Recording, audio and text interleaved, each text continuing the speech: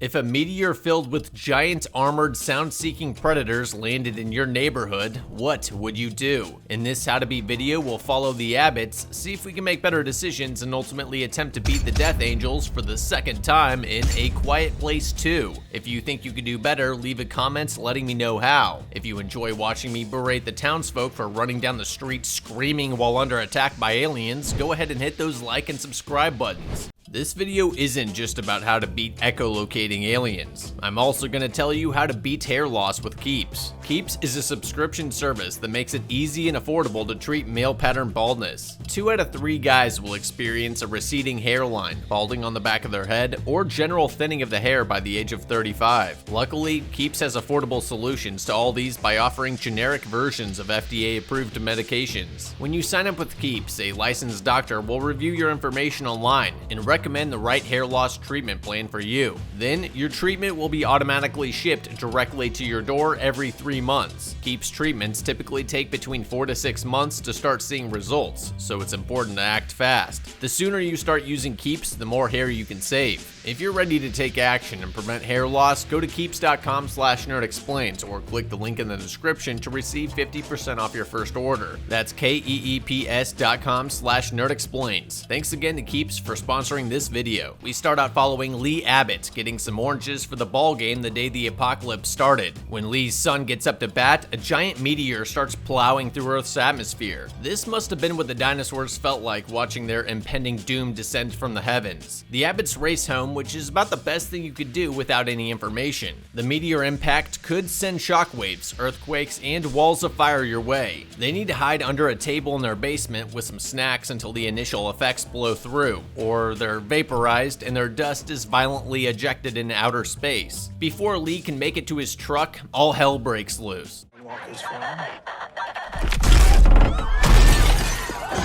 Lee panic signs to his deaf daughter that shit hit the fan and they need to get the hell out of there. Evelyn gets attacked too and pulls a high-speed reverse 180 into a light pole to get away from the monster. Regan sees the crash and runs out into the street after her. Luckily, she doesn't get targeted by the monsters because all the panicky screamers are running cover.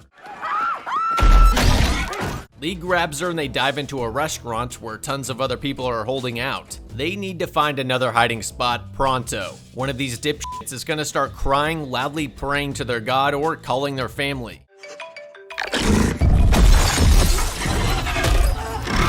How ironic. A mother's call to check on her daughters what got her killed. Lee and Regan run for some place that isn't being attacked by giant aliens. They get tailed by one of them, but before they get pimp smacked across the street, the town cop hits it with the pump.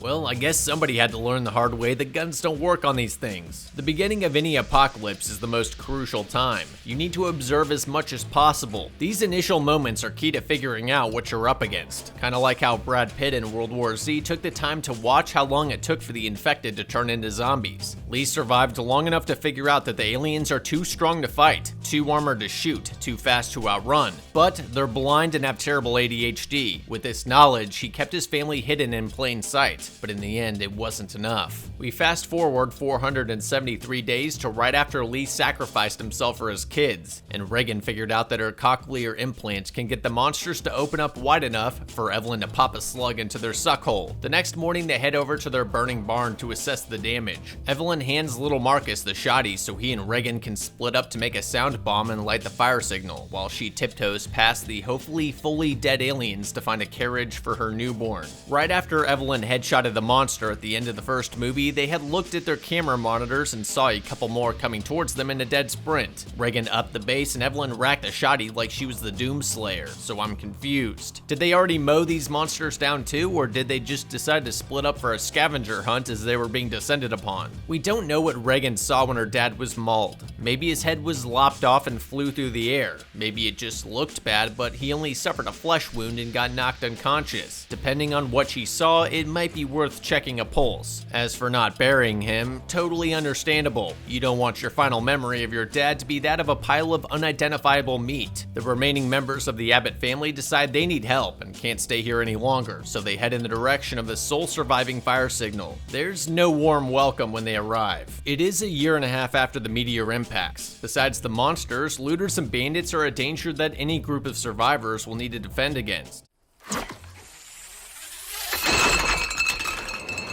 I don't understand the tactic of loudly sprinting to get away from the noise you just made. You're just creating a more constant source of noise. You also have no idea which direction the monsters could be in. They could easily be running towards one. There have been numerous occasions where a monster's been within inches of them and wasn't able to detect them. A bit unrealistic given their auditory capabilities, but that's what the movie's saying. The better strategy is to just continue catwalking away from the location the noise was made. If a monster does intercept you, a suggestion from my last video on A Quiet Place 1 was to bring lures that you could throw to create a secondary source of noise some distance away from you. Aimlessly running after setting off a trap is also a bad idea because there could be more traps.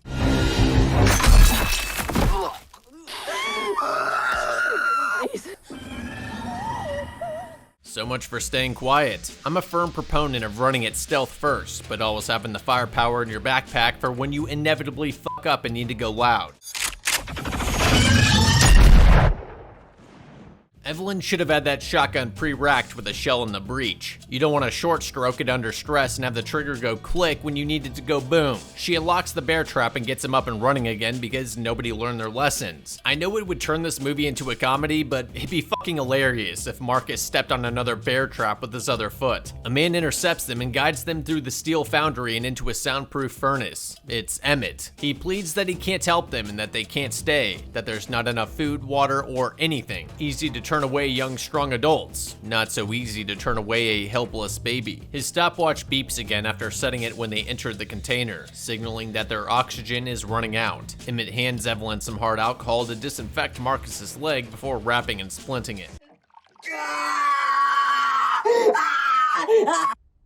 I know there's 3 feet of concrete above them and he's in a furnace, but maybe give him something to bite down on first? Not being able to run isn't too terrible in this flavor of the apocalypse, but he does need to sit the next few expeditions out and make damn sure his leg doesn't get infected or he's gonna suffer a slow, painful death. Regan tries to soothe Marcus's pain with some easy listening from her boombox, which is a total misuse of the limited power they have. The speaker is the only reason they're alive. Without it, the shotgun is near useless and they're as good as dead. Emmett asks Evelyn how the speaker works, and she says she has no clue. It might be a good idea to start figuring it out and finding a way to broadcast what's essentially the only reliable strategy survivors can use to fight back. The radio starts playing a song called Beyond the Sea, a clear indication that there's other survivors. Emmett says he's heard it before, but isn't interested in saving whoever's left alive. Not after the atrocities he's seen survivors commit to one another. In fact, he says he wants them gone the next morning. Dude, can you at least give Marcus a day's rest after he stepped on your bear trap?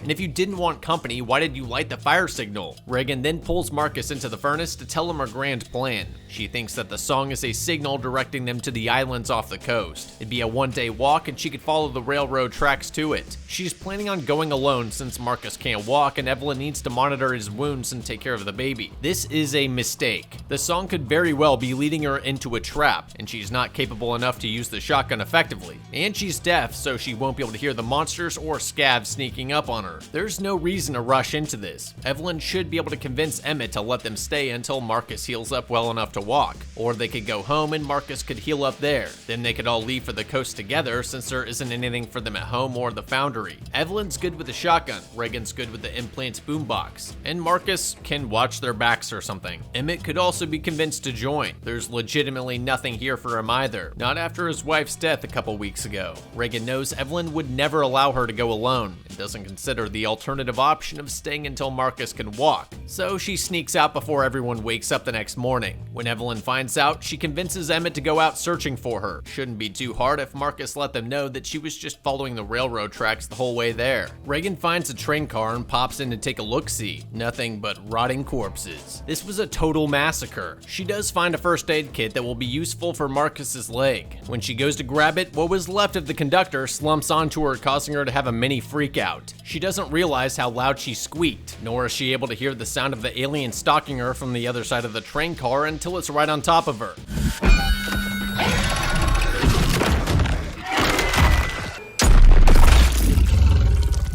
She's good with the radio, not so much with the shotgun. She should have put the radio down after turning it on so she could two-hand the shotgun. Still, without any training and being too weak to properly handle that large of a gun, she was bound to miss. I'm surprised she even got the shot off. Evelyn had kept it with an empty chamber before, and had she put the safety back on, Reagan might not have been able to switch it off, load, and fire it in time. People totally underestimate the skill needed to be effective with the firearm. They think you can point it in the general direction of a bad thing, pull the trigger, and whatever on the smoking side of the barrel gets deleted. A long-barreled shotgun at that distance is gonna have a quarter-sized group, so there's not enough spread to make up for her accuracy. Reagan's unable to rack the pump action in time and kisses her own ass goodbye.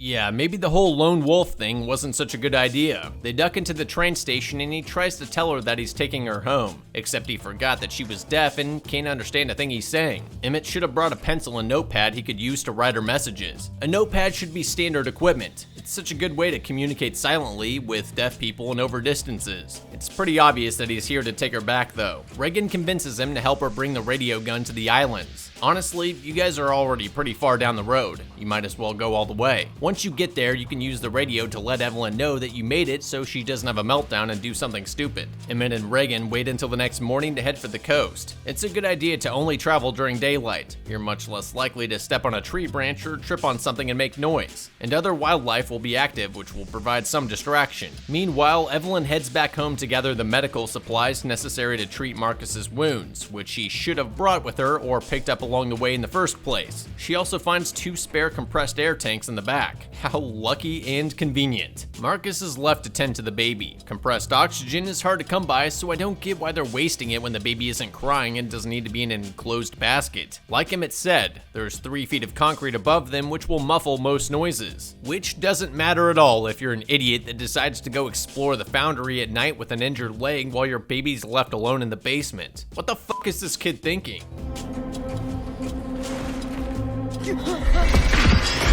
Bro, you just walked past 10 hanging corpses. Why are you all of a sudden getting uncontrollably freaked out by dead bodies? If you were that much of a bitch, you shouldn't have even left the basement to begin with. Now a monster's on his ass. He grabs the baby and radio and shuts himself inside the airtight furnace. That's about the only thing he could do at this point. He does only have a few minutes of air inside it, so he'll need to slow his heart rate and breathing or siphon some of that O2 off. Bad news though, it's nearly empty after wasting it all earlier. And you blew through all the oxygen in the container far more rapidly by having your lighter on. Good going. You know you have limited oxygen. It's not necessary to see anything right now. Why would you turn your lighter on? Marcus's dumb decisions led to him having to choose between being slaughtered by aliens or carbon dioxide poisoning. I'd choose carbon dioxide poisoning. You just get really lightheaded and sleepy, then once you pass out, you just don't wake up.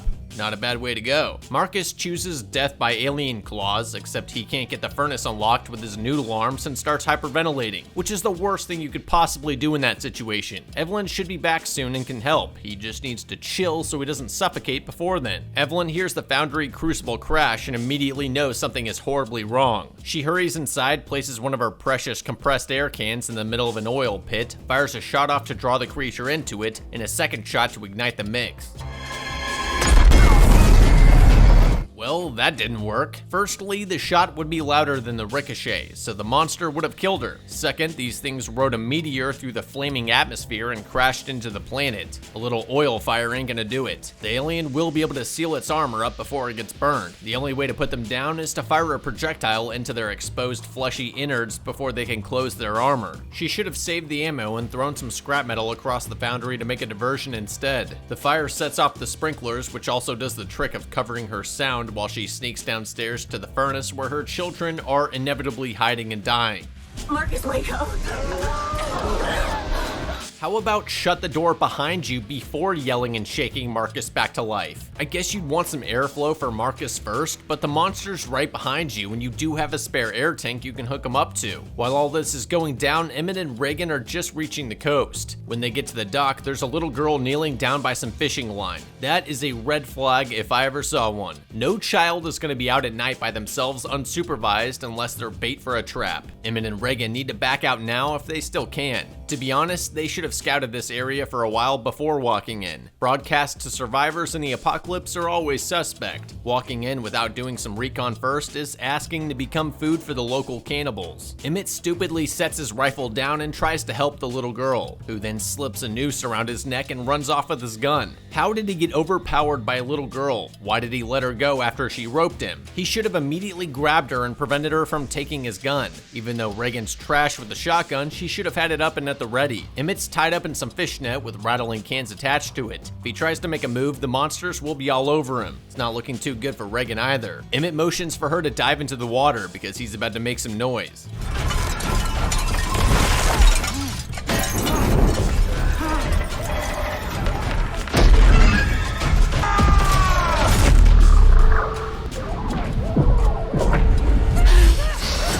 What was the point of the fishnet and rope if it didn't restrict his movement at all? The leader of the looters should have kicked Emmett into the water or outright killed him with a knife before turning his back. It's a no-brainer that Emmett would make a ton of noise to attract monsters, which would attack the looters in a last-ditch move to save himself and Reagan. Jumping into the water is also a no-brainer move. These things can't swim for shit. They're way too dense, their armor is way too heavy, and they can't use their hearing to navigate well underwater. If it was so obvious, you might ask why the Abbotts didn't head for an island a long time ago. I don't think it made sense for them because they needed to stay at the farm and grow their own food. Without food, the safety of the island means nothing. When Reagan picks Emmett up in a paddle boat, he spits out her implant he snagged off the scav before shivving him. That was pretty damn clutch. It would have been easy to forget about it when they were fighting for their lives. Also that he put it in his mouth to protect it from water damage. Hopefully those were just opportunists intercepting travelers and not the ones broadcasting the signal. It'd be best to scout out the island before beaching this time, especially since you lost your guns. They stumble into a community cookout and bonfire, which can't seem real after what they've been through. It's pretty crazy to me that nobody on the island was watching the coast or had any defensive measures for unwanted visitors which could have ransacked their precious island. Emmett hands the cochlear implant to the island man and tells him that if they can broadcast its frequency, other survivors can tune in with their radios and use it to fight the monsters. Reagan and Emmett finally get to sit down, take a deep breath, and let all the grief and sadness of their lost loved ones crash into them. It doesn't last long though. When Emmett goes out for a walk on the beach, he discovers the boat that the monster was ripping into the night before. There was nothing that the islanders could have done to stop something like this from happening. Emmett does his best to warn everyone, but it's too late.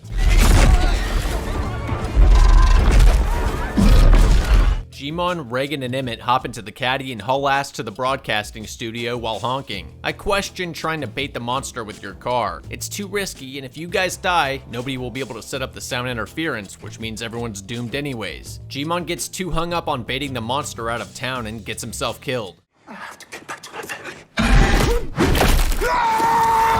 I guess that's the danger of being in the safe zone for too long. You relax and forget what you need to do to survive. Reagan and Emmett sneak past the alien, and just as it catches on to them, Reagan hits broadcast. Evelyn and Marcus are under siege as well, but now that they're armed with a radio tuned into Reagan's implant's frequency, they can fight back.